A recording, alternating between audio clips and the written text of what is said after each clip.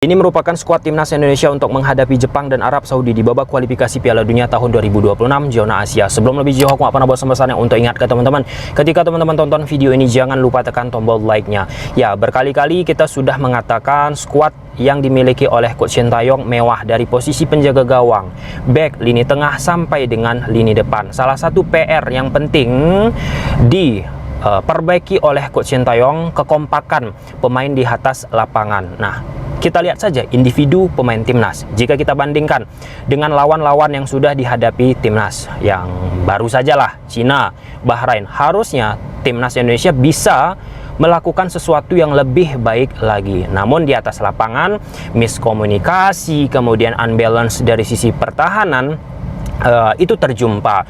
Dan dari hasil evaluasi yang dilakukan oleh PSSI disebutkan salah satunya bagaimana harus nih Coach Sintayong bisa secepat mungkin menciptakan harmonisasi kepaduan kepada pemain-pemain timnas. Kita pun juga mengetahui teman-teman, skuad timnas Indonesia terus dari bulan ke bulan tambah pemain baru, datang pemain baru teman-teman.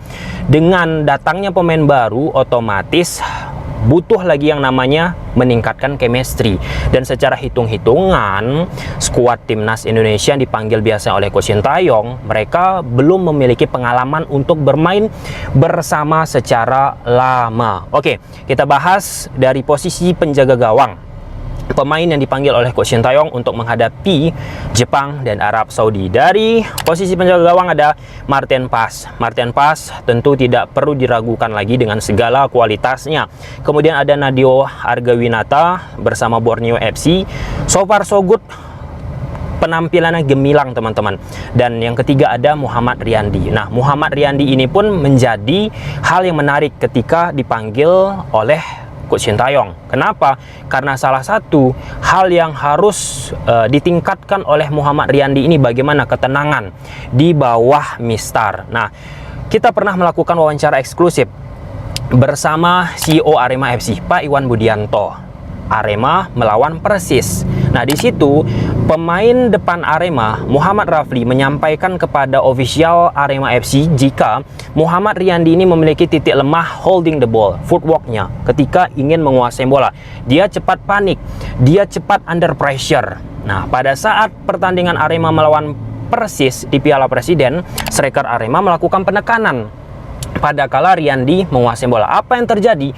Loko Lingoy berhasil menciptakan sebuah gol. Nah, ketika kita bicara level pertandingan tinggi teman-teman, harus nih kiper pun provide, harus memiliki ketenangan dalam memainkan bola, mengontrol bola. Itu kan hal yang diinginkan oleh semua rata-rata pelatih, bagaimana bermain sepak bola itu nggak hanya mengandalkan permainan counter attack, bola-bola panjang, tetapi kiper pun memiliki atribut mampu melakukan build up kaki ke kaki. Ya, that's why dengan komposisi Martin Paes, Nadeo, so far ya oke lah ya. Yang menjadi pertanyaan aku Muhammad Riyandi ini saja sih.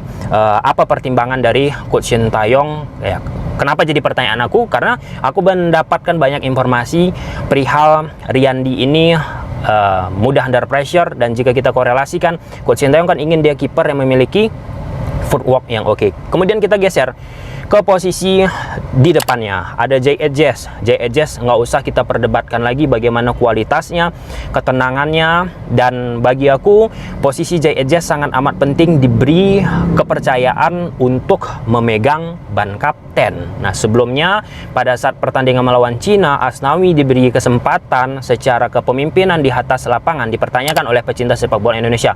Namun kita juga harus memahami bagaimana pemikiran yang dimiliki oleh Coach Sintayong, yang tentu bagi seorang pelatih karena dia mempunyai pengalaman yang banyak, pasti dia mempunyai pertimbangan juga dalam menentukan pemain di atas lapangan, termasuk kapten yang ditugaskan ataupun dipercayai. Kemudian ada Mads Hilgers. Mads Hilgers, dia sudah merasakan intensitas permainan tinggi teman-teman bersama FC20. Ini yang dibutuhkan timnas. Nah, itu tadi teman-teman, Mads Hilgers dia merasakan permainan intensitas tinggi tetapi belum padu dengan pemain-pemain timnas Indonesia. Jadi ketika pemain-pemain yang memiliki intensitas permainan tinggi belum padu, nggak akan kerasa itu terhadap permainan timnas Indonesia secara keseluruhan.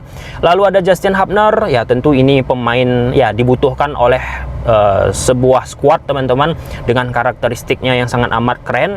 Kemudian Jordi Amat tetap dipanggil secara profiling. Tentu Jordi Amat dari pertandingan ke pertandingan tetap diberi kepercayaan oleh Coach Sintayong.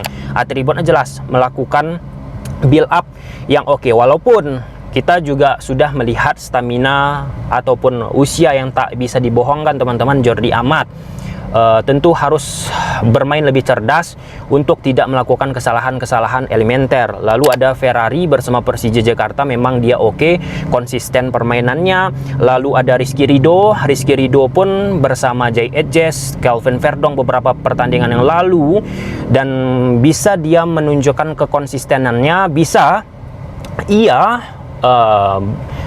selaras, bisa dia kompak dengan pemain-pemain yang dimana bermain di level Eropa. Nah, artinya ketika kita bicara Rizky Ridho mampu bersaing, itu kan sebuah poin plus yang dimiliki oleh Rizky Ridho, dan akhirnya banyak pecinta sepak bola Indonesia mengharapkan Rizky Ridho itu untuk bisa bermain di luar Liga Indonesia. Aku pun memikirkan hal demikian. Lalu ada Kelvin Verdong, ya no debat, dia pun masih menjadi poin yang sangat amat penting terhadap lini pertahanan timnas Indonesia.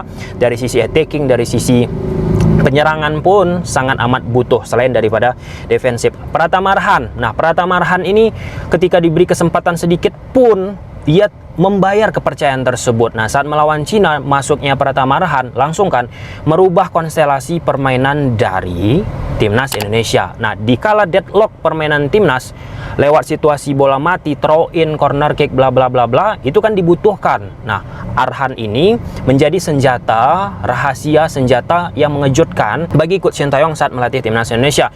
Lalu ada Sain Patinama belum menunjukkan kekonsistenan bersama timnas Indonesia. Aku harus mengatakan demikian teman-teman. Ada beberapa pertandingan oke, tetapi kebanyakan belum konsisten.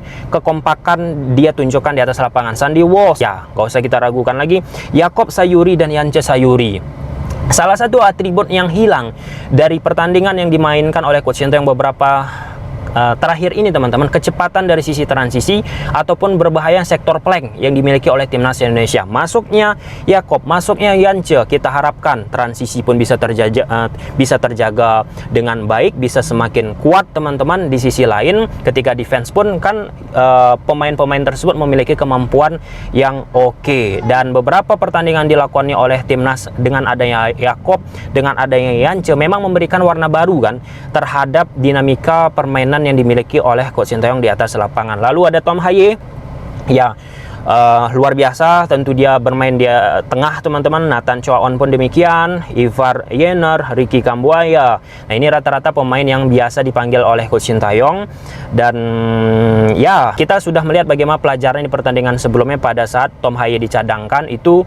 secara permainan timnas nggak hidup, tetapi ketika Tom Haye dimasukkan, permainan timnas Indonesia pun hidup.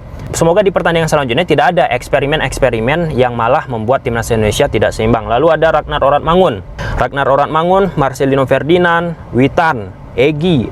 Nah, ini pemain yang biasa dipanggil oleh Coach Sintayong teman-teman, pemain-pemain yang memiliki kualitas tinggi, merasakan pernah atmosfer sepak bola Eropa. Lalu ada Eliano Reinders. Nah, ini Eliano Reinders ini menarik teman-teman, karena sebelumnya melawan Cina, Eliano tidak masuk ke daftar susunan pemain, dan banyak yang menanyakan kenapa, dan disebut oleh Coach Sintayong masalah taktikal. Itu kita berikan sajalah kepercayaan kepada Coach Sintayong perihal pemain yang mau ia turunkan. Tetapi jika kita melihat effort yang sudah dilakukan oleh PSSI terhadap Eliano untuk bisa segera secepat mungkin proses naturalisasinya selesai, maka aneh aja gitu Eliano tidak diberi kepercayaan. Tetapi aku nggak mau memperdebatkan lebih jauh teman-teman. Kemudian ada Rafael Strijk yang baru menciptakan gol debutnya bersama Brisbane Roar, dan ini sebagai multivitamin ya untuk Rafael Strijk bersama timnas Indonesia untuk bisa memberikan spirit yang lebih di atas lapangan. Ada Ramadan Sananta dan Hoki Caraka. Overall, semua pemain timnas Indonesia ini bisa bersaing harusnya di round ketiga. Sekali lagi yang sangat amat kita sayangkan itu bagaimana kekompakan itu belum tercipta di atas lapangan. Nah, dengan skuad ini, banyak loh orang yang memprediksi, media-media internasional memprediksi teman-teman, kita nggak kalah itu melawan Cina lah. Itu salah satu pertandingan penting, tetapi kalah. Nah, kekompakan tadi membuat permainan dimiliki oleh timnas Indonesia bersama Coach Sintayong ya berantakan, tidak prima. Dan pelajaran yang harus dimiliki oleh Coach Sintayong setelah beberapa pertandingan dialami teman-teman, bagaimana jangan melakukan hal-hal yang sudah solid untuk dirubah, diutak-atik lagi. Dan pada saat menghadapi Jepang dan Arab Saudi, ini turning point bagi timnas Indonesia juga. Apa itu? Jika timnas tidak mendapatkan poin saat menghadapi Jepang ataupun Arab Saudi, teman-teman, ini semakin mempersulit. Karena kita sudah mempersulit diri kita sebelumnya karena tidak menghasilkan poin positif saat melawan Bahrain ataupun Cina. Well done. Kita lihat saja bagaimana kiprah timnas Indonesia, dan ada beberapa pemain yang tidak dipanggil akhirnya ataupun substitution lah ya. Yang sebelumnya dipanggil sekarang tidak dipanggil. Misalnya Hernando, Wahyu, kemudian ada Asnawi, Dimas Derajat ataupun Malik Rizaldi. Oke.